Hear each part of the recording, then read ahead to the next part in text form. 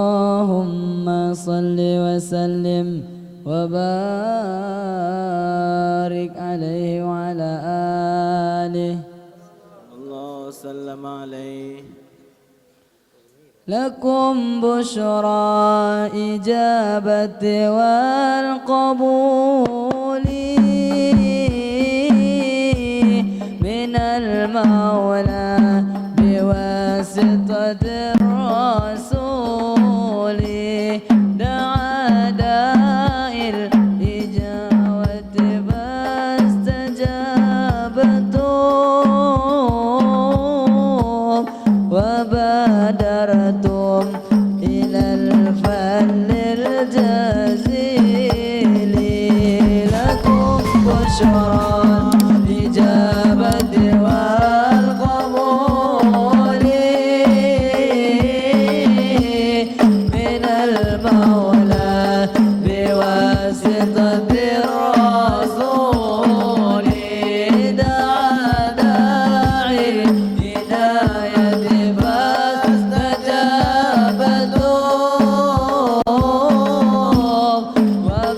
وبادرتم إلى الفن الجزيل فكان الوصل فائدة الوصول نزلتم في منازلنا فزادت بكم بشرى إجابة والقبول من المولى بواسطة الرسول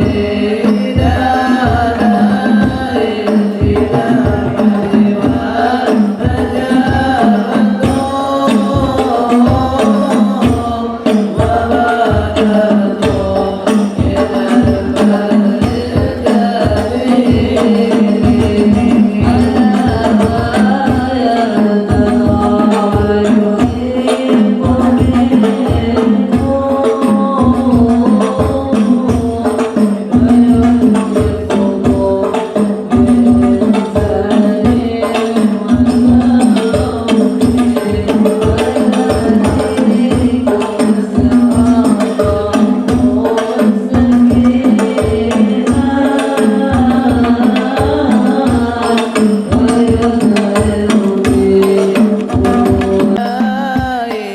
كان الوصل فائدة الوصل نزلتم في منازلنا فزادت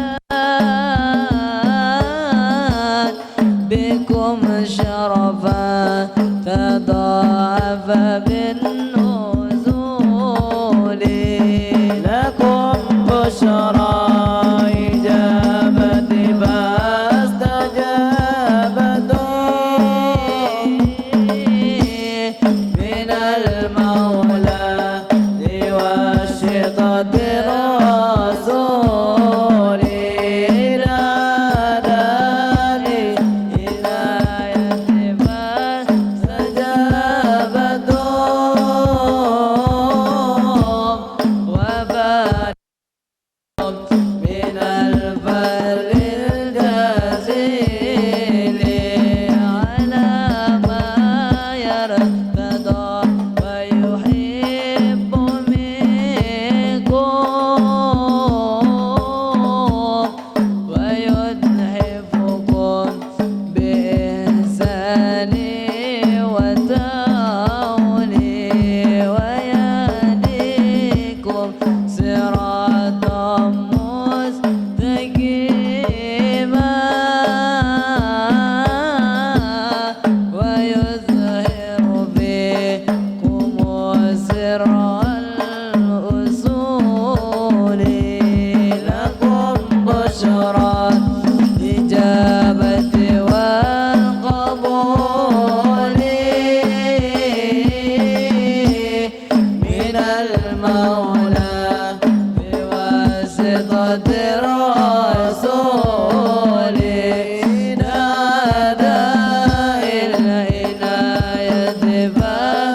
استجابتم وبادرتم إلى البر الجزيل اللهم صل وسلم وبارك عليه وعلى آله Sallallahu sallam alaih.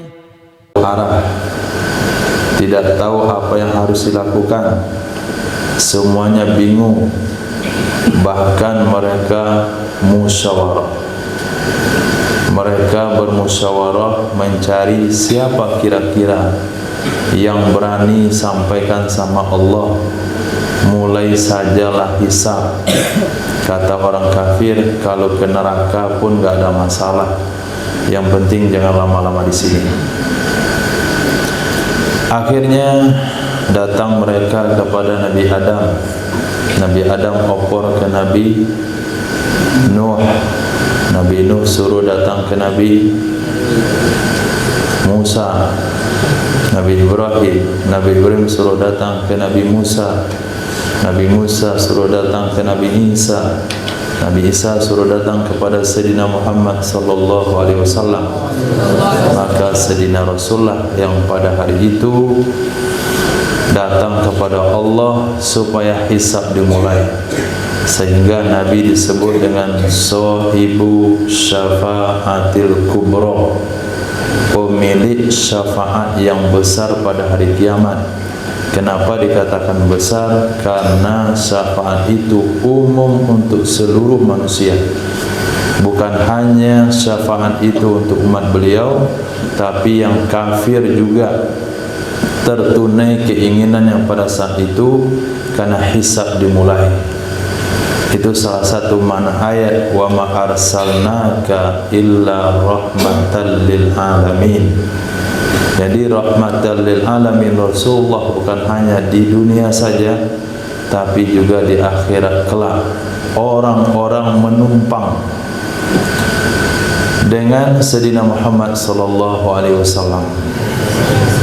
Nah, setelah itu dimulailah pengadilan. Dan proses pengadilan itu 500 tahun. Setiap manusia bergantung kepada amalan masing-masing. Nabi sudah bocorkan soalnya. La yazalu qadama abdin yaumal qiyamah hatta yus'ala an arba. Tidak boleh bergeser telapak kaki hamba pada hari kiamat sampai dia bisa menjawab 4 pertanyaan. 1. An umrihi fima afna, usia kemana dihabiskan. Ya Allah, saya dari lahir, dari kecil disuruh oleh orang tua ngaji, dipaksa ikro, dipaksa mondok, kemudian baru saya sadar, kemudian saya belajar lagi, kemudian katanya kalau sudah belajar hafiz itu harus jaga hafalan dan ngajar, terus ngajar lagi, hanya samati, berarti aman. Nah, berarti usianya bisa dipertanggungjawabkan. Kemudian fi syababihi fima ablah, usia muda kemana dihabiskan. Wa fi malihi fima anfaqa, min aytasaba fima anfaqa, harta dari mana didapat kemana diinfakkan. Wa an ilmihi ma amila bih, tentang ilmu apa yang sudah diamalkan. Nah, kata para ulama, artinya bagi para ulama pertanyaan yang paling berat itu nomor 4. Nah, tentang ilmu sudah berapa saja diamalkan. Kita lihat sholatnya, Masya Allah, masih meletakkan tangan di atas lantai, tidak juga diangkat. Nah, kemudian saya lihat ada sebahagian majelis guru, nah, yang sholatnya jarinya santai gitu saja. Nah, tangan, ini lutut, ini tangan gini letak. cuek sekali, rileks. Nggak boleh salat rileks begitu. Harus jelas, lurus antara lutut dan ujung jari. Kemudian digenggam jarinya. Sujud letakkan di bawah. Nah, walaupun antum belum belajar fikih, tapi hal-hal seperti itu sudah sering kita sampaikan. Enggak boleh bergerak dalam solat. Si putra masih mundur lepas zikir dari saf solat. Sudah dibilangin kalau mundur dari saf solat tidak dapat doa malaikat. Yang duduk di saf solat selesai solat enggak mundur-mundur kemana-mana, enggak keluar buang air liur ke situ kemana, tetap aja bersabar, dia dapat doa malaikat. Allahumma ighfir lahu, Allahumma arhamhu, Allahumma ighfir lahu, Allahumma arhamhu. Ya Allah, ampuni dia, rahmati dia, ampuni dia, rahmati dia. Bertahan di situ. Walaupun di sebelah kanan kita badannya besar, sebelah kiri badannya besar, cuaca panas, tidak ada masalah. Yang penting bertahan di tempat solat sampai selesai dari amalan wirid dan zikir, ditutup dengan doa supaya dapat doa malaikat. Diamalkan. Nah, satu ketika nanti di akhirat kelak, nah, itu akan ditanya oleh Allah Subhanahu wa taala. Kamu sudah belajar Quran, sudah belajar cara sholat, tapi kenapa tidak dipraktekkan? Apa alasannya? Kenapa tidak melakukannya? Sudah belajar kitab ini, kitab itu, kenapa tidak diamalkan? Ini bagi para ulama. Bagi orang kaya tentu pertanyaan tentang harta. Bagi orang yang tidak mendapatkan bimbingan kehidupan dari kecil tentu tentang usia muda. Bagi orang yang tidak menjaga, yang tidak dapatkan bimbingan agama tentu tentang usia. Nah, ini bukan cerita dongeng. Ini adalah satu cerita yang akan kita hadir dalam episode cerita tersebut di akhirat kelak. Nah, bukan berita di koran fikri. Antum akan berdiri di hadapan Allah, tidak punya pakaian, tidak punya sendal. Kemudian di padang mahsyar, bumi diganti dengan perak, matahari didekatkan dengan kepala 1 mil. 1 mil ada 2 penafsiran ulama. Satu penafsiran 3 kilometer, satu penafsiran sepanjang kayu celak. Tuh terus, Masya Allah. Nah, syukur-syukur kalau masuk dalam golongan yang mendapatkan naungan aras di akhirat kelak. 7 orang mendapatkan naungan aras di akhirat kelak. Siapa dia? Pemuda yang menghabiskan usianya untuk agama, orang yang saling mencintai karena Allah, laki-laki yang terpaut hatinya dengan masjid.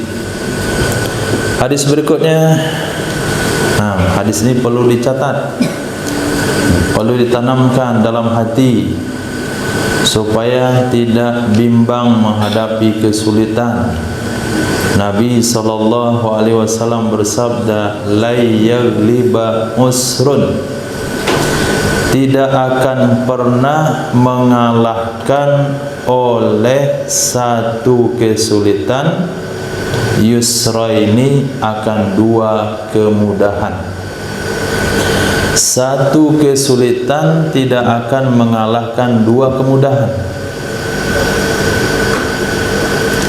Apa yang dimaksudkan oleh Nabi SAW, yaitu ayat Al-Insyirah, Inna ma'al usri yusra, sesungguhnya bersama kesulitan itu ada kemudahan.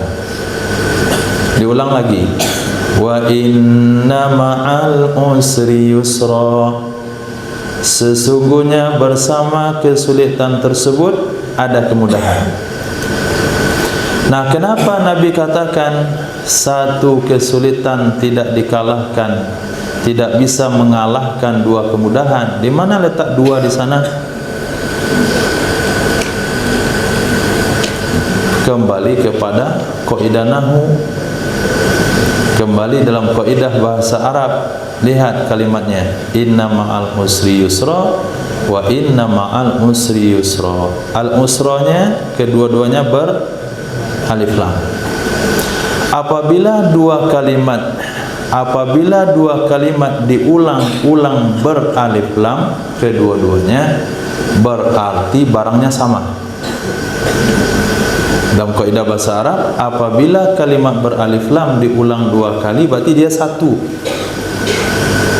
Apabila kalimat tidak beralif lam diulang dua kali, berarti dia dua. Diulang tiga kali, berarti dia tiga. Nah, di ayat di sini yusronya enggak beralif lam. Itu maka dikatakan tidak cukup memahami kita hanya dengan bahasa Arab percakapan atau hanya dengan tahu kalimat, makna kalimat, kalau tidak belajar kaidah bahasa Arab. Khair, kita lupakan aturan tersebut, kita tanamkan sebagaimana Nabi sabdakan, kesulitan, kemudahan itu bersama kesulitan. Dengan bahasa Qur'annya, bersama bukan setelah. Nah, kemudahan bukan setelah sulit, tapi kemudahan bersama kesulitan. Maksudnya ketika seseorang menghadapi kesulitan, yakin dengan Allah Subhanahu wa taala, karena dia cukup dengan mengamalkan perintah Allah dan bimbingan Sayyidina Rasul sallallahu alaihi wasallam, maka di saat dia menghadapi kesulitan itu dia akan merasakan kemudahan. Di saat dia menghadapi kesulitan itu dia merasakan kemudahan. Bagaimana sekarang? Allah sulit, tapi alhamdulillah. Nah, tapi alhamdulillah. Berarti dia punya iman. Berarti dia mendapatkan nusratullah daripada Allah Subhanahu wa taala. Ketika Sayyidina Bilal bin Rabah radhiyallahu an ditanya kepada beliau, apa kata Sayyidina Bilal bin Rabah? Apa pertanyaan disampaikan pada Sayyidina Bilal? Kapan kamu merasakan kenikmatan di dalam beriman? Apa pertanyaan Sayyidina Bilal? Ketika batu besar menghimpit dada saya. Ketika, bukan setelah.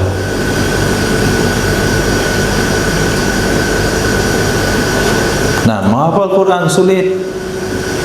Banyak dengan aturannya. Satu, bangun tahajud. Kemudian sholat subuh. Zikir tak boleh mengantuk. Tidak boleh duduk bersila. Zikir keluar suara.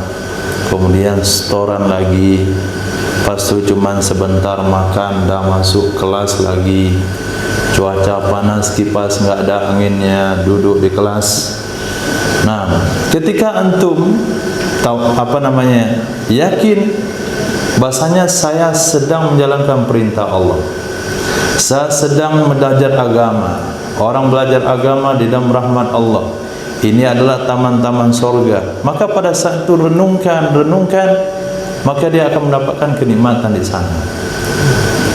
Tapi ketika dia lari, panas di sana pindah ke situ, panas ini pindah ke situ, sulit di jus ini pindah ke jus ini, sulit di sini pindah ke sini, enggak akan pernah dia menemukan kemudahan dalam pendidikan. Tidak akan pernah. Pasti di sini semua susah, dia pindah lagi. Ketemu di hafal di sini susah, dia pindah lagi. Tapi apabila dia fokus, enggak ada yang susah. Kalau dengan sungguh-sungguh, nah saat itu Allah akan berikan kemudahan. Allah sudah berjanji, inna ma'al usri yusra wa inna ma'al usri yusra. Satu kesulitan, dua kemudahan yang menyertainya. Rasakan dengan hati, rasakan yang perasaan. Apapun tantangannya, misalnya saya punya target menghafal 1 lembar. Halaman yang kemarin mudah, sekarang kok sulit ya. Nah, kenapa malam ini agak sulit ya? Tekan, saya istiqomah, harus 1 lembar. Nah, ini juz ini susah, harus lancar. Maka pada saat itu akan Allah berikan kemudahan, karena Allah hanya menguji, pengen melihat apakah ada kesungguhan atau tidak, apakah dia minta tolong kepada Allah atau tidak, apakah dia, karena kadangkala kalau mudah semuanya, orang itu lepas dari Allah, lepas dari Allah Subhanahu wa taala. Dia mengatakan mudah. Nah, ada yang sulit, saya belajar itu mudah semua. Nahu semalam saya bisa hafal. Enggak jadi orang itu jadi iblis nanti. Dia akan jadi iblis. Nah, tapi ketika Allah berikan tarbiyah sulit, maka kembali kepada Allah. Ketemu lagi kesulitan, kembali lagi kepada Allah. Ketemu lagi kesulitan, kembali lagi kepada Allah. Allah tidak ingin melihat orang-orang beriman itu lari meninggalkan Allah Subhanahu wa taala. Ketika dia lari, Allah berikan teguran supaya kembalinya kepada Allah, bukan meninggalkan ibadah, ilmu, pendidikan, perjuangan yang sedang dia jalankan. Saya pahami. Nah, enggak ada bahasa mundur di jalan, enggak ada bahasa patah di jalan. Apapun kendalanya, pasti di baliknya ada kemudahan. Nah, katakan, tanya kepada kawan-kawan yang sedang menyelesaikan hafalannya, yang sudah menyelesaikan pendidikannya, pernahkah antum menemukan masa-masa sulit dalam menghafal? Pasti semuanya menemukan masa-masa sulit. Ketika ditanya sama orang-orang sudah selesai hafalannya, juz berapa paling sulit untuk menghafal? Ada yang bilang saya juz 7, oh saya juz 19, oh saya juz amma, macam-macam.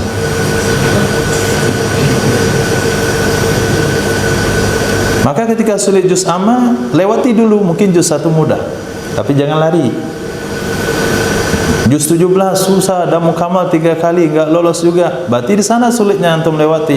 Berarti 18 nanti akan ada kemudahan, terus ada kemudahan. Mukamal 20, 2 bulan, terus saja. Berarti 25 nanti Allah berikan kemudahan. Ada yang 25 sulit, 2 tahun 25-nya. Bayangkan tuh, juz 25 mukamal 2 tahun. Nah, tinggal 5 juz, sebulan selesai dia. Nah, maka enggak ada bahasa menyerah. Kenapa? Tulis hadis ini besar-besar di lemari antum, di dahi juga boleh, di dalam hati paling penting. Inna ma'al usri yusra wa inna ma'al usri yusra. Ketika Allah memberikan kesulitan, berarti di sana ada 2 kemudahan. Ya tuh. Nah, baru selesai persiapan kuburuk. Dari jam 6 tadi, jam berapa selesainya Fajrian? Hah? Jam? Selesai saat maghrib. Nah, itu baru selesai persiapan percobaan kubro pertama. Nah, itu kalau lari gagal itu. Coba ulang besok hari apa lagi. Mungkin bisa selesainya jam 10 malam. Atau bisa jam 10 pagi. Nah, inna ma'al usri yusra wa inna ma'al usri yusra. Nah, setelah dia melewati perjuangan tersebut, baru ada sejarahnya. Oh, kemarin Masya Allah, siapa kubro pertama itu sampai jam 8 malam. Khair.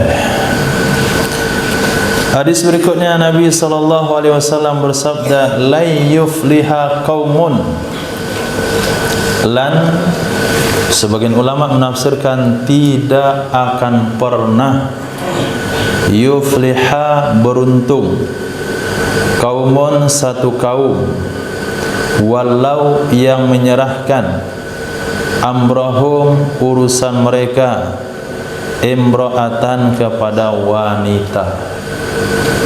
Tidak akan pernah beruntung satu kaum yang menyerahkan urusan mereka kepada wanita. Nah, negara kalau pimpin oleh wanita hancur. Nah, kabupaten dipimpin wanita pasti hancur.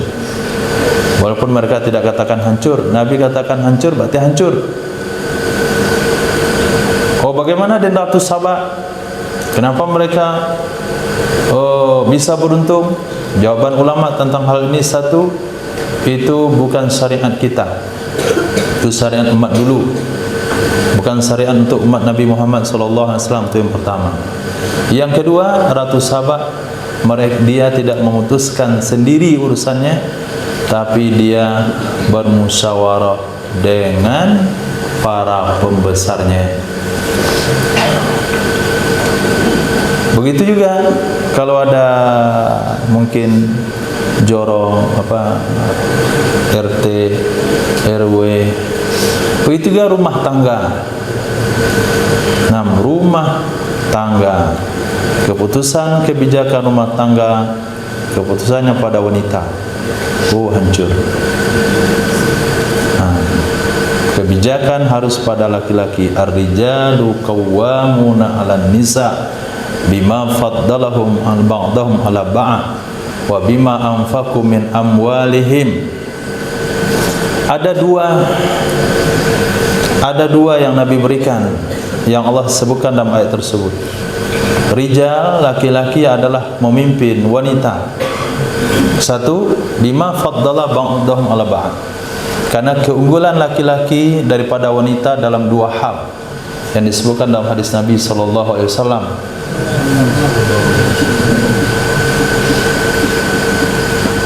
Satu adalah agama, dua adalah akal. Nah, ketika Nabi katakan wanita kurang agamanya dan kurang akalnya, lalu Sayyidah Aisyah katakan, ya Rasulullah, di mana kami kurang agama? Nabi katakan, kalian para wanita sholatnya tidak cukup setiap bulan, puasanya tidak cukup setiap Ramadan, berarti agama anda kurang. Di mana kami kurang akalnya? Allah Subhanahu wa taala berfirman dalam surah Ad-Dain, ayatud Dain, fa illam yakuna rajulaini farajulu wa imra'atani mimman tardawna minasy-syuhada an tadilla ihdahuma fatudzakkira ihdahuma al-ukhra. Saksi hutang itu dua orang laki-laki. Kalau enggak ada dua orang, satu laki-laki, dua wanita. Dua laki-laki, kalau enggak dua laki-laki, satu laki-laki, yang satu ini digantikan oleh dua wanita. Kenapa satu laki-laki digantikan oleh dua wanita? Antadilla ihdahuma fatudzakkira ihdahuma al-ukhra. Kalau lupa satu orang bisa diingatkan oleh yang lain. Itu yang pertama. Enggak ada noleh ke belakang. Wa bima anfaqu min amwalihim. Yang kedua, kenapa laki-laki memimpin wanita? Karena mereka menginfakkan dari harta mereka. Anfaqu min amwalihim. Nah, tapi kalau rumah tangga itu donaturnya wanita, enggak bisa laki-laki berkuasa. Karena Nabi bersabda, wa bima anfaqu min amwalihim, kalau laki-laki yang mencari nafkah, baru kebijakan ada di tangan laki-laki. Hati-hati, enggak usah cari wanita kaya. Nah, antum tidak punya kebijakan. Kalau antum tidak punya kebijakan, antum akan bisa saja anaknya, pendidikannya, keputusan rumah tangganya enggak jelas. Paham maksudnya? Nah, fazfar bizatid din taribat yadak. Nah, bukan yang kaya. Kaya antum jadi pembantu nanti di sana. Nah, hadis sahih, bukan hadis dhaif, terdapat dalam Sahih Bukhari, Sunan At-Tirmizi, Sunan Nasa'i, Musnad Imam Ahmad bin Hanbal. Hadis berikutnya, Nabi SAW bersabda, la yalijan naro, tidak akan masuk ke dalam neraka ahadun, oleh siapapun, shalla qabla tulu'i syamsi, yang mengerjakan solat sebelum terbit matahari. Yang mengerjakan solat sebelum terbit matahari, wa qabla ghurubiha, dan sebelum tenggelam matahari. Nah, solat apa putra sebelum terbit matahari? Salat apa sebelum terbit matahari? Hah? Salat fajar. Salat apa itu? Salat subuh. Sebelum tenggelam matahari, salat asar. Nah, tidak akan masuk neraka orang yang salat subuh dan salat asar. Semakna dengan hadis Nabi yang berbunyi, man shallal bardain dakhalal jannah. Yang salat pada dua waktu dingin akan masuk surga, subuh dan salat asar. Mafhumnya apa? Jangan salah menyimpulkan hadis. Kalau begitu saya salat subuh sama asar saja, zuhur nggak perlu, maghrib nggak masalah, isya langsung aja tidur. Karena orang salat subuh dan salat asar sudah pasti masuk surga. Jadi perlu dua saja dalam sehari. Ini lahir lagi aliran sesat kalau begitu. Jadi untuk masuk surga cukup dua salat, subuh sama asar. Yang lain nggak perlu. Itu kafir dia, bukan masuk surga lagi. Jadi apa maksud hadis ini? Maksudnya adalah kalaulah seseorang bisa menjaga salat subuh dan asar, pasti dia akan menjaga 5 waktu yang lain. Nah, secara otomatis. Kenapa? Karena subuh dan asar itu sering ditinggalkan. Salat zuhur dia ramai-ramai di kawan-kawannya, ada ngajak salat zuhur. Tapi salat asar di jalan, baru pulang kantoran. Kemudian maghrib sudah sampai di rumah. Biasa orang rutin salat maghrib, tapi yang salat asar dan subuh ini sering ketinggalan. Ketika Nabi katakan orang yang menjaga salat subuh dan salat asar, berarti dia mampu menjaga salat zuhur, salat maghrib dan salat isya. Orang yang menjaga 5 waktu salat tersebut pasti masuk surga.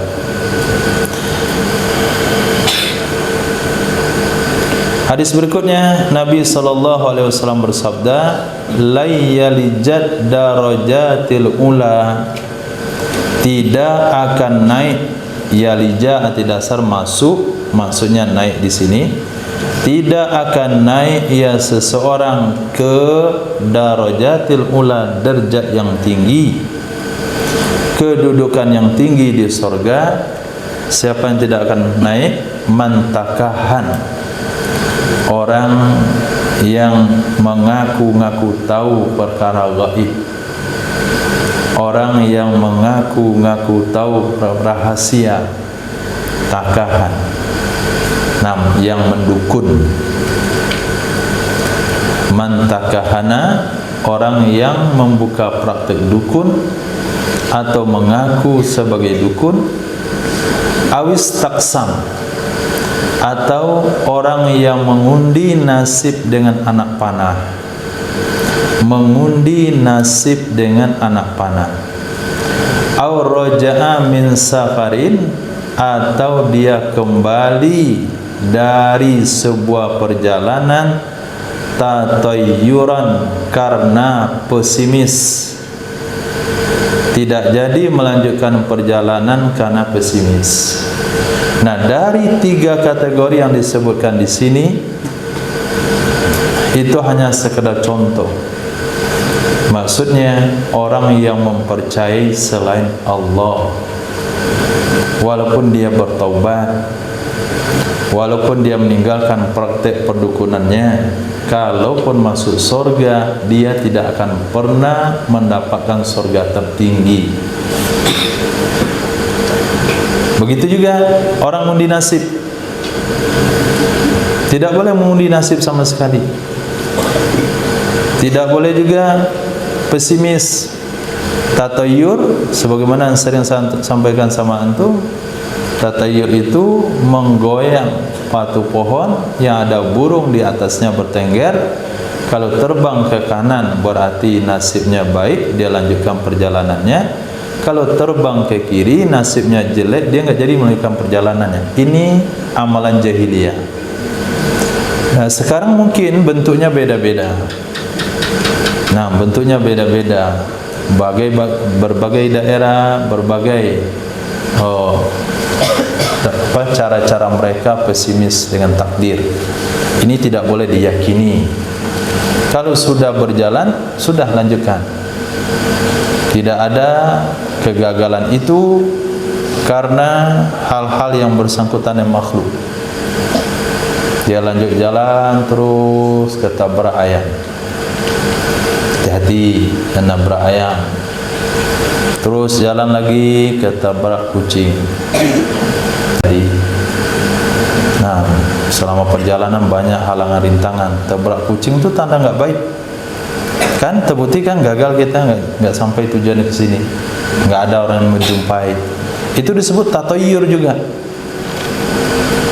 Pesimis. Berarti dia mengkaitkan kegagalannya karena nabrak kucing di jalan.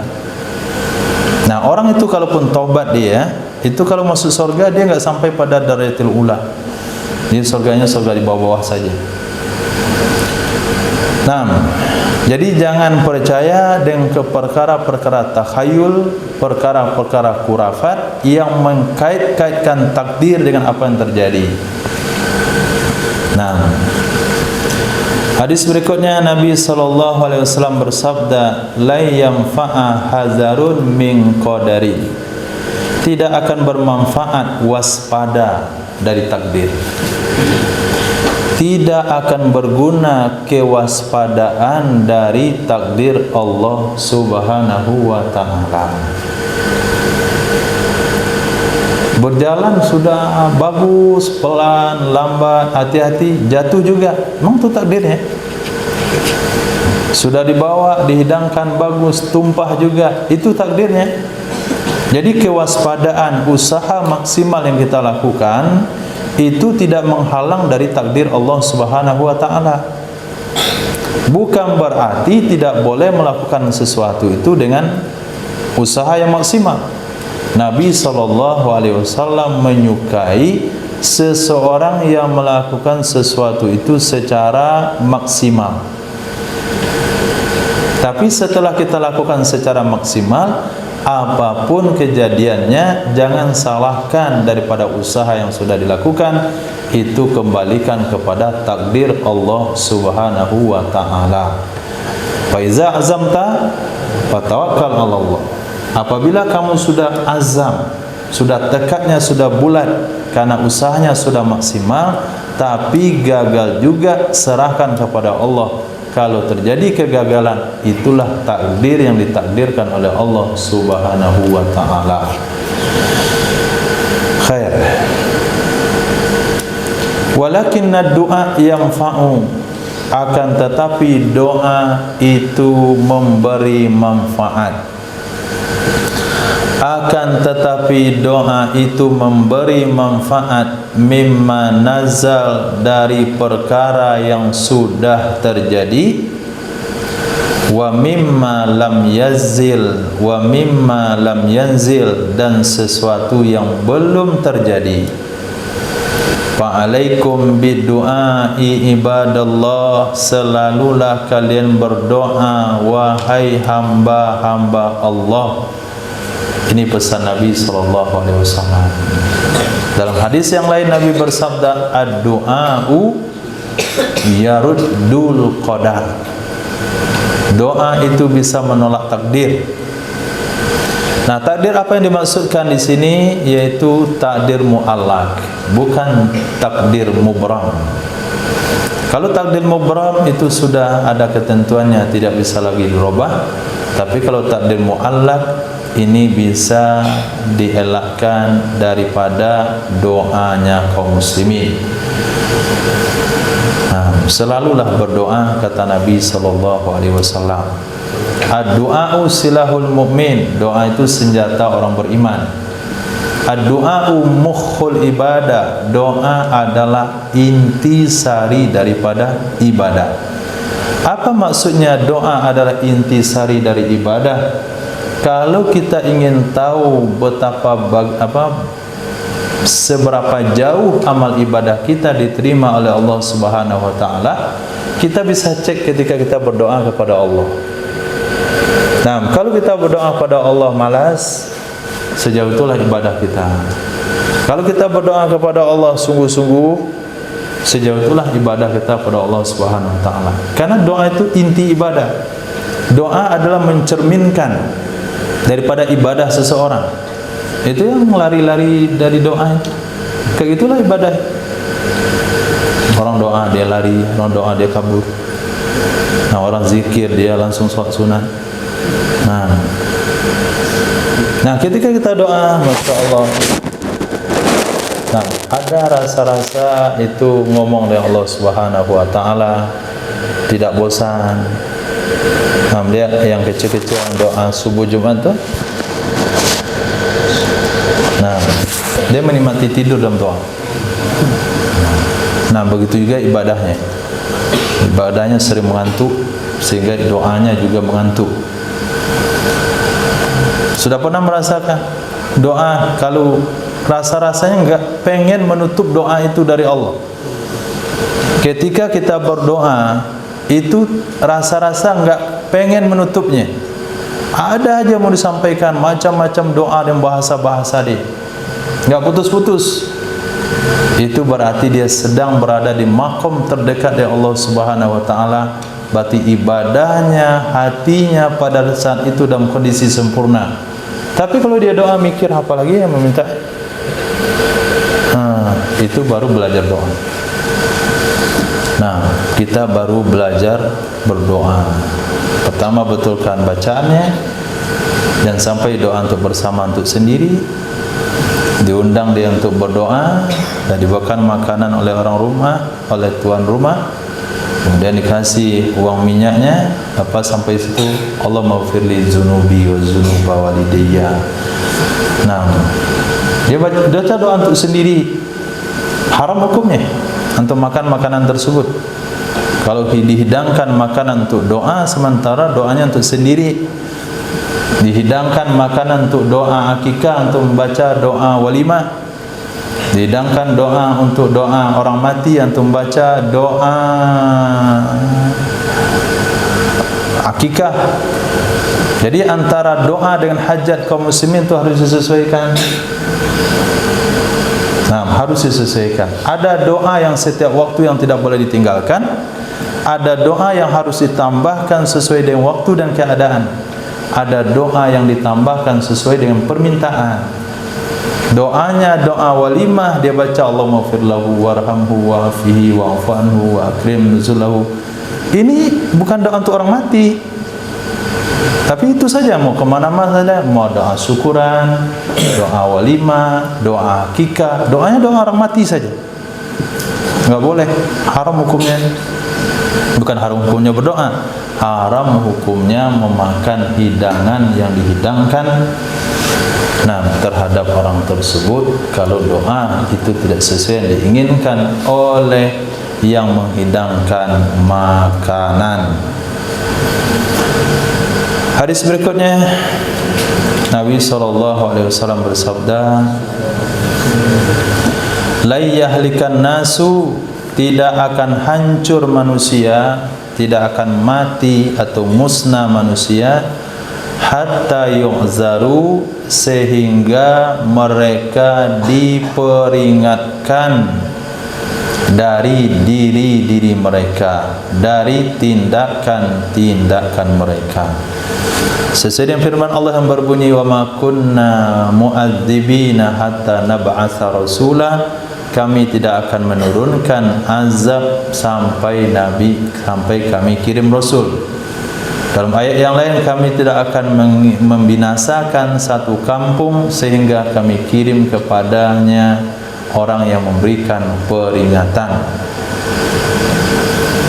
Nah, sekarang kita sudah dikirimkan Sayyidina Muhammad SAW dan kita sudah masuk Islam. Lalu peringatan apa yang datang? Ada peringatan secara global, yaitu kedatangan Nabi. Ada peringatan secara individu, teguran-teguran daripada Allah Subhanahu wa taala kepada individu masing-masing.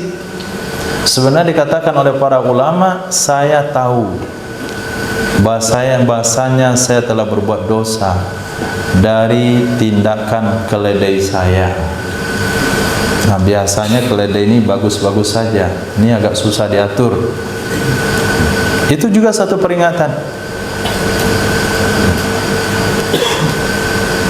Maka seorang kaum muslimin atau seorang muslim itu harus peka terhadap teguran-teguran yang Allah berikan. Tersandung misalnya, baca istighfar, astagfirullah, ingat apa yang sudah saya lakukan, apa yang sudah saya lakukan. Main bola terkilir, bertendang batu jangan berjalan, apa yang sudah saya lakukan. Jatuh nampan, tumpah nasi, apa yang sudah saya lakukan. Itu teguran dari Allah Subhanahu wa taala, sehingga apabila seorang muslim dia bisa waspada dan teguran-teguran tersebut, dia akan selalu dalam memperbaiki dirinya. Nabi sallallahu alaihi wasallam bersabda, manusia tidak akan binasa sampai diingatkan tentang amalan mereka. Fir'aun laknatullah alaih dibinasakan setelah diperingatkan oleh Allah dengan berbagai musibah, darah, kutu, belalang, kodok, macam-macam, kemarau panjang. Tapi enggak mau ingat, akhirnya Allah hancurkan. Begitu juga tempat-tempat mungkin diberikan angin puting beliung, enggak sadar juga, diberikan hujan banjir, enggak sadar juga, akhirnya dikirim gelodo, baru sadar dia sudah mati. Gempa, enggak ada musibahnya, enggak sadar juga, digoyang lebih kuat lagi, enggak sadar juga, digoyang sampai rata dengan tanah, baru sadar. Kita harus memperbaiki diri. Nah, hadis berikutnya Nabi SAW bersabda, lau anna dunya, jikalau sesungguhnya dunia, kullaha seluruhnya, jikalau sesungguhnya dunia seluruhnya, dunia bihadzafiriha, dengan semua kemewahannya, biyadi rajulin, di tangan seseorang, min ummati, dari umatku, summa qala, kemudian dia katakan alhamdulillah, lakanatil alhamdulillah, sungguh adalah kalimat alhamdulillah tersebut lebih baik dari demikian dunia semuanya.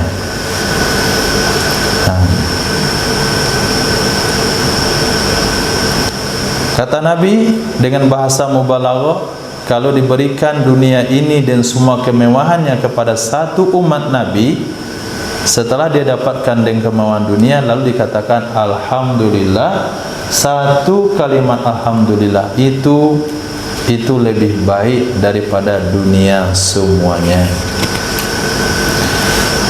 Lau annal ibada lam yuznibu, ini motivasi taubat, bukan motivasi buat dosa. Lau annal ibadah, jikalau sesungguhnya hamba-hamba Allah, lam yuznibu, mereka tidak buat dosa. Lam yuznibu, mereka tidak buat dosa. La khalaqallahu, sungguh menciptakan oleh Allah Subhanahu wa ta'ala, khalqan, akan makhluk, yuznibuna, mereka berbuat dosa, summa yaghfiru lahum, kemudian Allah mengampuni bagi mereka. Wa huwal ghafurur rahim, dianya Allah Maha Pengampun lagi Maha Penyayang. Hadis sahih riwayat Imam Hakim. Nah, sekali lagi motivasi taubat. Jadi kata Allah Subhanahu wa taala, kalau ada satu masyarakat, kalau ada satu umat, enggak ada yang buat dosa. Salat subuh semuanya laki-laki ke masjid. Salat zuhur juga, salat asar, salat maghrib, salat isya, semuanya bersedekah, semua bayar zakat, semuanya salat sunat.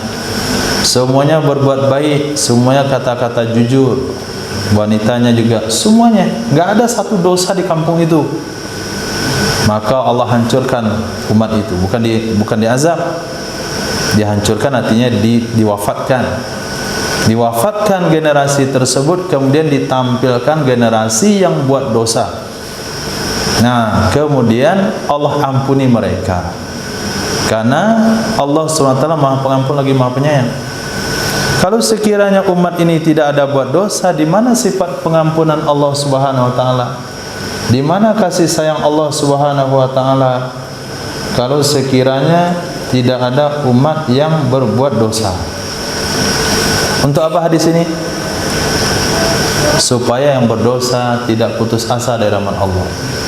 Supaya orang-orang baik tidak memandang sinis dan rendah kepada para pendosa.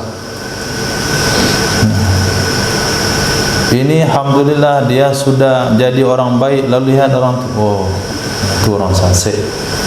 Nah, itu orang munafikun. Itu orang-orang itu pelaku maksiat. Itu orang-orang zulumat. Nah, lihat kami ni ahlul khair. Nah, qaimina lillah sujjadan wa qiyama khashiina fi azkarihim mutawassilina ilallah arifina billah.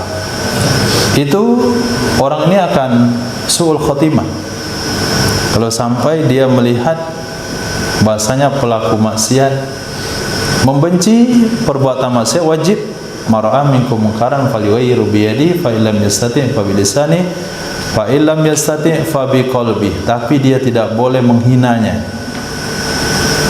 Nah, dia tidak boleh menghinanya. Sehingga Nabi SAW menggambarkan kepada kita bagaimana besarnya pengampunan Allah Subhanahu wa taala. Hadis yang pernah saya sampaikan di dalam Musnad Imam Ahmad bin Hanbal.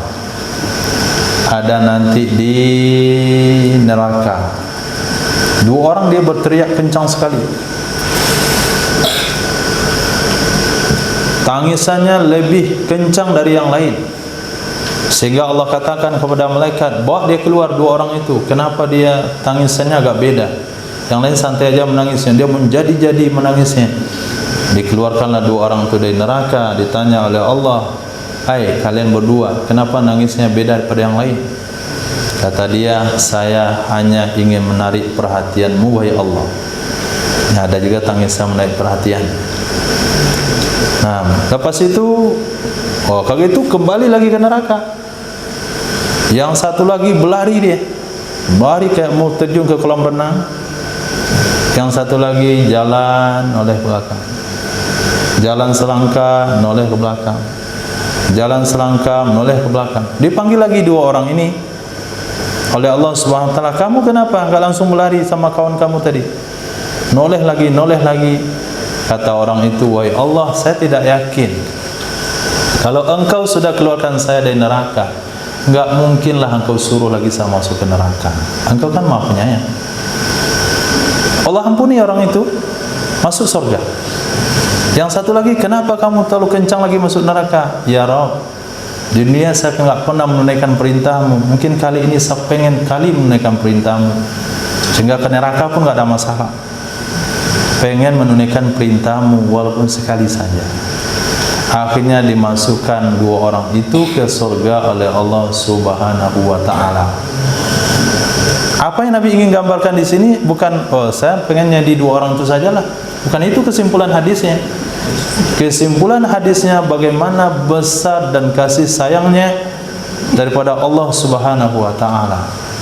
Sehingga digambarkan juga ada hadis ini, kalaulah umat ini enggak ada yang berdosa, Allah akan wafatkan semuanya, ganti dengan umat yang berdosa, supaya Allah ingin tunjukkan kepada hamba, saya itu Maha Pengampun lagi Maha Penyayang. Dalam hadis kudusi disampaikan, ya ibadi law kana dzunubuka ila ananis sama, kalau dosamu sampai ke awan situ, summa astaghfartani, kemudian kamu minta ampun kepadaku, ghafartu laka wala ubalik, saya ampuni dosa kamu, saya enggak peduli. Lau ataitani bi qurabid dunya khataya ataituka bi qurubiha maghfiratan. Kalau kamu datang kepadaku sepenuh dunia dengan dosa, selagi kamu tidak musyrik, dan minta ampun kepadaku, aku sambut kedatanganmu sepenuh dunia dengan keampunan. Jadi enggak ada bahasa masa lalu, tidak ada bahasa saya pendosa, karena besarnya, karena rahmat Allah Subhanahu wa taala itu maha luas. Nah, sebagai yang pernah kita sampaikan minggu lalu, kalaulah iblis, pernah diriwayatkan iblis mau bertobat kepada Allah, Allah masih mau terima tobatnya dengan syarat sujud ke kuburan Nabi Adam. Nah, tapi dia enggak mau sujud. Akhirnya dia memang sudah ditakdirkan di dalam neraka Allah Subhanahu wa taala. Itu maksud hadis Nabi, kalau hamba tidak ada yang berdosa, Allah akan gantikan dengan hamba yang lain supaya berbuat dosa dan Allah ampuni mereka, karena Allah Maha Pengampun lagi Maha Penyayang. Nah, lau annal ma'a, jikalau sesungguhnya air, alladhi yang ada ia, alladhi, kenapa terjebak kemana itu? Lau annal ma'a alladhi yakunu minhul walad, jikalau sesungguhnya air yang saja, yakunu minhu, akan jadi darinya air oleh anak, air yang akan jadi darinya air oleh anak, ahraqtahu ala sakhratin, kamu tuangkan akannya air di atas batu besar, la akhrajallahu ta'ala minha waladan, sungguh akan melahirkan oleh Allah Subhanahu wa ta'ala darinya air akan anak. Nah, hadis sahih. Apa yang dipahami dari hadis ini sangat penting sekali untuk antum masa mendatang, terutama para muslimat atau santriwati. Pahami hadis ini secara baik. Percaya dengan takdir dan kadar Allah. Apa kata Nabi? Kalaulah ada air yang sudah dituliskan di Lauh Mahfuz, yang sudah dituliskan di alam azali, air ini akan melahirkan anak. Kalau diletakkan di atas batu, air itu akan jadi anak juga. Artinya enggak ada KB. Nah, apalagi buang rahim, apalagi apalah bahasanya. Nah, oh dia sejak dibuang rahim dia enggak beranak. Betul, kalau enggak dibuang pun enggak akan beranak, karena dia takdirkan enggak beranak begitu. Kalaupun enggak dibuang kemarin tuh enggak akan lahir anak juga. Bukan karena dibuang rahim itu, karena memang sudah di Lauh Mahfuznya enggak akan ada anak lagi. Jadi artinya enggak ada bahasa kekhawatiran bagi kaum muslimin. Nanti kalau 20 bagaimana, kalau 15 bagaimana, kalau 7 bagaimana. Nah, tentu yang lebih paham siapa? Si fulan dan fulan.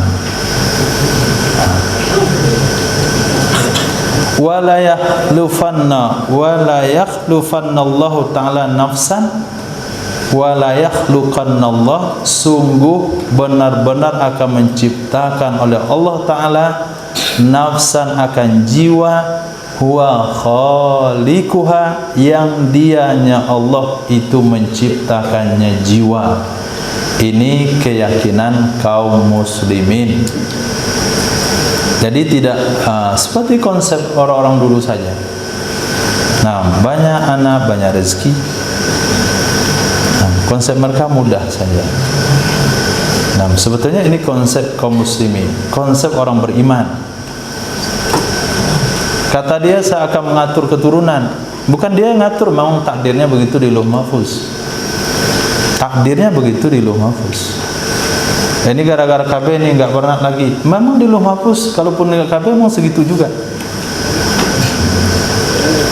Maka ketika sahabat datang kepada Nabi SAW dan bahasa hadis, ya Rasulullah, kami azal wahai Nabi. Nah, Nabi SAW katakan azal lah, nggak ada masalah kalian azal. Kalau memang dari air itu ditakdirkan anak akan lahir juga walaupun azal.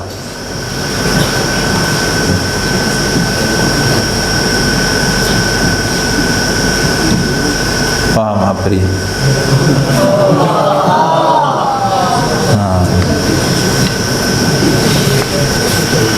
Nah, jangan sampai sudah belajar agama, sudah belajar hadis Nabi SAW, dulu pernah mondok, dulu pernah belajar agama, tapi ketika berkeluarga nggak ingat lagi dengan agama. Nah, di hadis ini bukan Santi Putra, Santi Putri yang mencatat besar. Buat kaligrafinya bagus-bagus, tulis terjemahannya, kasih bingkai, kasih kaca, taruh di jendela di rumah. Bikin 5, ruang tamu 2, di kamar 1, dapur 1. Nah,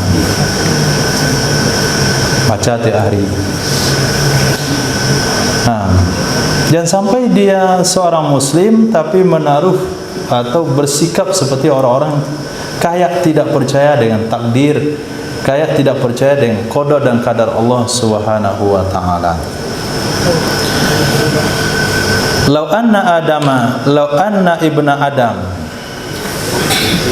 Nah, ini untuk semua laki-laki, perempuan. Lau anna ibna Adam, jikalau sesungguhnya manusia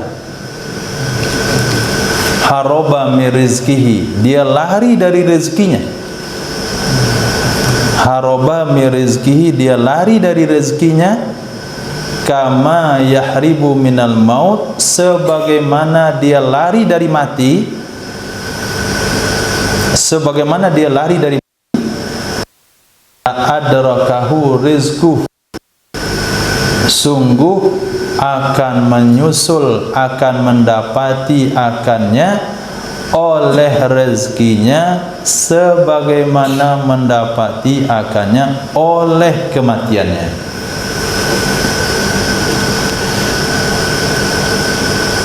Apa kesimpulan hadisnya? Allah sudah jamin rezeki, kita tidak perlu kerja dan usaha. Itu kesimpulan sesat. Nah, nggak ada kesimpulan demikian. Tak apa kerja-kerja dunia, rezeki sudah takdirkan oleh Allah di Lauh Mahfuz. Sesat orangnya itu. Ini hadis amalan hati. Nah, ini hadis untuk amalan hati, bukan amalan fisik. Amalan fisik apa? Nabi SAW bersabda, Allah SWT berfirman, wa idza qudiyatis salatu fantashiru fil ardi wabtaghu min fadlillah. Selesai salat Jumat, pergi ke pasar, pergi ke sawah, pergi ke ladang, cari anugerah Allah Subhanahu wa taala. Kemudian dalam ayat yang lain cerita tentang haji, tidak ada dosa terhadap kalian yang ketika dia melakukan ibadah haji, lalu semasa dia melakukan ibadah haji dia mencari anugerah Allah Subhanahu wa taala. Dia pergi haji sambil sandal jepit. Dia pergi haji, kemudian di Arafah dia buka jasa membotakkan kepala orang. Misal, itu tidak dosa kata Allah Subhanahu wa taala. Kemudian hadis yang lain Nabi SAW bersabda, ada sebuah usaha, ada sebuah dosa yang tidak diampuni oleh Allah kecuali dengan usaha seseorang dalam menyikapi mencari kebutuhan hidupnya.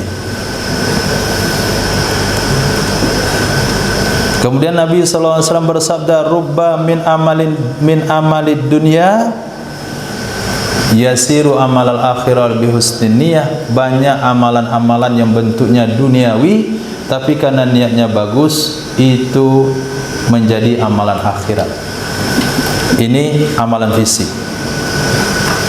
Nah, amalan fisik. Jadi agama Islam tidak mengajarkan berpangku tangan, tidak mengajarkan duduk santai.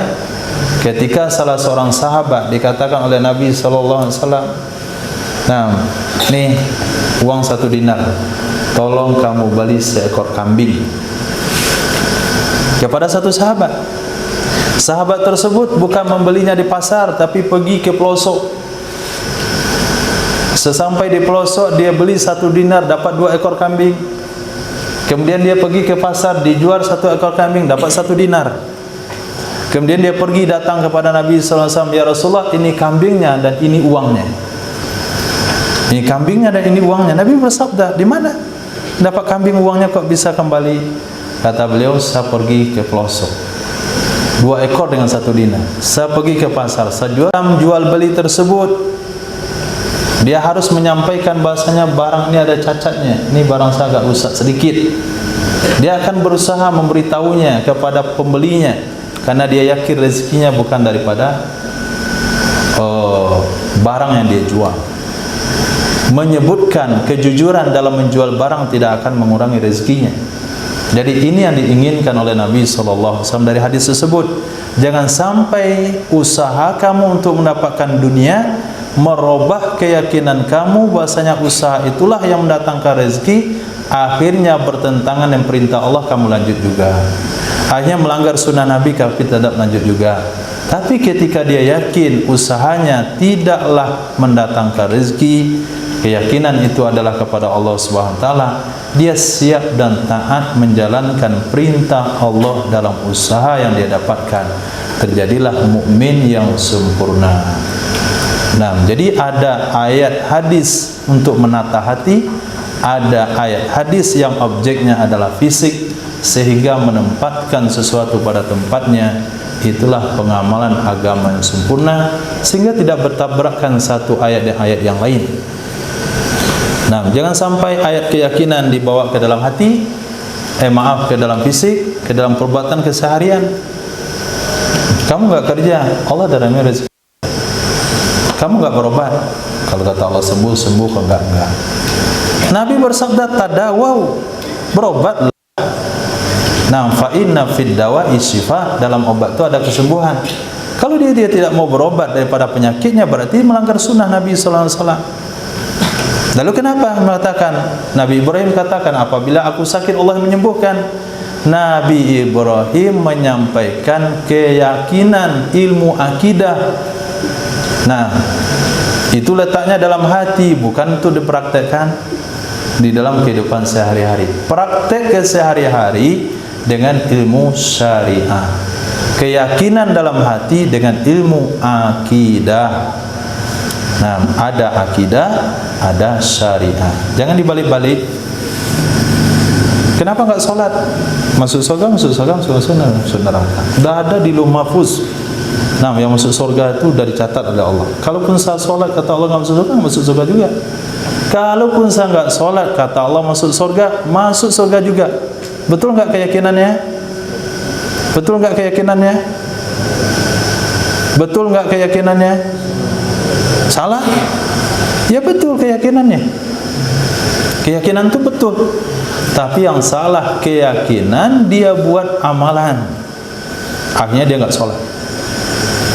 Nah, kalau untuk amalan, sallu kama ra'aitumuni usolli, aqimus shalah wa atuz zakah. Ini untuk amalan. Untuk keyakinan, ya kita masuk surga bukan dengan amal, tapi rahmat dan kasih sayang Allah Subhanahu wa taala. Sehingga Nabi bersabda, wala anta ya Rasulullah, engkau juga tidak masuk surga dengan amalan wahai Rasul. Nabi bersabda,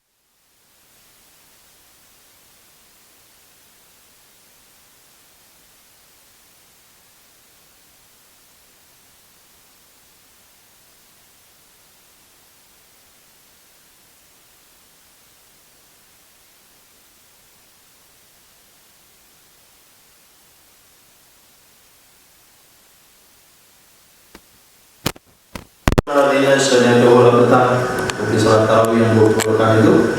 Nah, kita nggak sempat baca Al-Fatihah.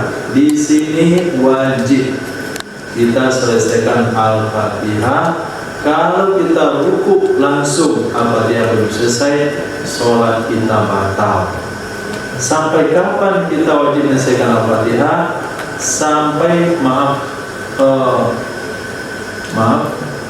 kita wajib menyelesaikan Al-Fatihah sampai habis, walaupun imamnya sudah ruku, i'tidal, sujud pertama, sujud kedua, dan sujud kedua. Ketika kita sempat ruku, imam masih sujud kedua, kita dianggap dalam rakaat. Nah, itu mungkin kejadiannya jarang ya. Jadi kita wajib menyelesaikan Al-Fatihah walaupun imamnya sudah ruku, i'tidal. Kalau kita selesaikan Al-Fatihah, imamnya sudah bangkit dari sujud kedua, berarti kita batal satu rakaat. Bukan batal sholat, batal satu rakaat. Kita tunggulah imamnya berdiri. Nah, karena kita tidak punya kesempatan untuk melakukan rukuk sebelum imam bangkit dari sujud kedua.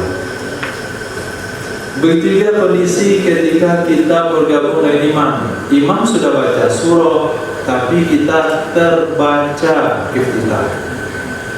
Akhirnya imam ruku baru sadar, astagfirullah, saya belum baca Al-Fatihah, saya terbaca iftitah. Akhirnya imam kita ruku, kita belum baca Al-Fatihah. Ini orang wajib menyelesaikan Al-Fatihah sampai selesai. Nah, tapi kalau dia sempat ruku bersama imam, Al-Fatihahnya sholatnya dapat. Tapi kalau dia Al-Fatihahnya belum selesai, imam sudah bangkit, dia tidak boleh ruku, dia wajib turun ke bawah. Ada dua perbedaan. Kalau yang tadi wajib diselesaikan Al-Fatihah dan dia dianggap rakaat walaupun imamnya sudah sujud, asalkan tidak bangkit dari sujud kedua. Ini berlaku bagi orang yang lambat bacaannya atau imamnya cepat bacaannya.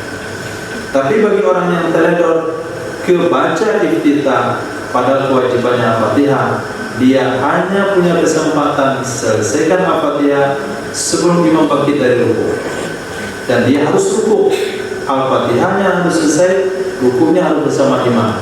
Kalau Al-Fatihahnya tidak selesai, imamnya sudah bangkit, dia tidak boleh ruku, dia akan ikut sujud bersama imam, dia akan tambah satu rakaat. Kemudian kalau sujud tidak boleh. Sujud tidak boleh kita lama-lamakan ketika imam kita sudah bangkit. Nah, kenapa? Dapat baca surah Al-A'la satu kali dia cukup. Kita baca Subhanallahil Azim satu kali dia cukup.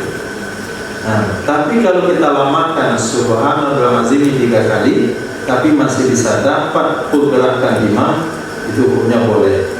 Kecuali sujud terakhir. Nah, kecuali sujud terakhir, imam kita dah tahiyat, kita masih sujud. Nah, ini boleh dilamakan sujud terakhir. Kenapa boleh? Karena kalau imam salam, kita tidak ada lagi hubungan dengan imam. Inilah kesempatan kita baca doa yang lama dan kita tidak tertinggal jauh dari imam, karena setelahnya hanya tinggal duduk tasawuf akhir dan salam saja. Imam dah zikir, imam dah doa, itu sujud. Nah, itu hukumnya boleh, sujud terakhir. Kemudian yang kedua, makmum itu bergerak setelah imam sempurna melakukan rukun. Nabi SAW bersabda, "Idza kabbara fakabbiru," apabila imam kalian telah haram. Tapi kalau dia biarkan imam sujud, sudah turun ke bawah, baru dia nyusul ke bawah, itulah sholat jamaah yang paling sempurna. Nah, perlu digarisbawahi di sini sebagai imam masjid. Nah, dia tidak menserasikan antara takbir dan gerakan. Ini bermasalah. Dia tidak serasikan antara takbir dan gerakan. Kita tanya, kenapa Pak Imam gak serasikan gerakan yang takbir? Oh, saya pengen jamaah saya itu sempurna sholatnya. Nah, biar dia gak ngejar saya, hanya diturun ke bawah dulu. Selesai tidak sami Allahu liman hamidah, dah lurus itu. Jadi ruku itu dia berdiri diam saja. Dah lurus, sami Allahu liman hamidah, turun ke bawah dia diam. Allahu Akbar. Tanya, kenapa Pak Imam ketika turun gak takbir? Kata dia, saya pengen makmum saya gerakannya sempurna, tapi dia telah merusak ibadah sholatnya sendiri. Kalau imam merusak ibadah sholatnya sendiri, rusak juga sholat makmumnya. Kenapa? Nabi Allah SWT berfirman, aqimis sholata lidzikri, tegakkan sholat untuk berzikir. Apa itu sholat? Aqwalun wa af'alun muftatahatun bitakbir muftatahatun bitaslim. Beberapa rangkaian perbuatan dimulai di takbir, ditutup dengan salam. Maka turun kita ke bawah itu sholat. Bangkit kita di rukuk yang tidak itu sholat. Kalau sholat untuk berzikir sementara nggak ada zikir di sana, kosong. Diam saja. Buat juga diam. Ini trennya sekarang. Nah, sehingga diikuti oleh banyak imam-imam. Akhirnya sholat makmumnya sempurna, sholat imamnya kurang. Karena sholat imam kurang, kurang juga sholat makmum. Maka kalau kita sampaikan, kita imam tahu dengan hal tersebut, kita sampaikan kepada jamaah kita, Bapak-bapak kalau mau takbir, selesaikan saat takbir dulu. Kalau mau rukuk, dengar apa-apanya sampai selesai berrukuk. Allahu Akbar, berrukuk. Sami Allahu liman hamidah, baru kita tidak. Nah, ini susah untuk diterapkan. Kita saja di sini, Masya Allah, perlu petugas untuk menerapkan. Nah, ada orang bukan catat. Siapa yang rukuk cepat, nanti dia akan didenda. Apa dendanya? Sholat hajat. Hah? Apa dendanya? Sholat hajat 6 rakaat. Nah, baru didenda. Alhamdulillah. Nah, sebagian besar diikuti gerakan sesuai dengan sunnah. Imam rukuk baru rukuk. Tapi kadang-kadang ada satu orang santri baru datang, dia punya saringan baru. Nah, satu orang tidak cukup, itu akan mempengaruhi kawan kiri dan kanan. Yang kiri kanan mempengaruhi di sampingnya. Hanya 5 orang melanggar aturan sunnah sholat gara-gara satu orang tidak menunjukkan syarat sunnah sholat yang sebetulnya. Alhamdulillah, insyaallah, maaf kalau ada salah yang dengar. Subhanallah wa bihamdihi, asyhadu an la ilaha illa anta, astaghfiruka wa atubu ilaik. Wassalamu alaikum warahmatullahi wabarakatuh.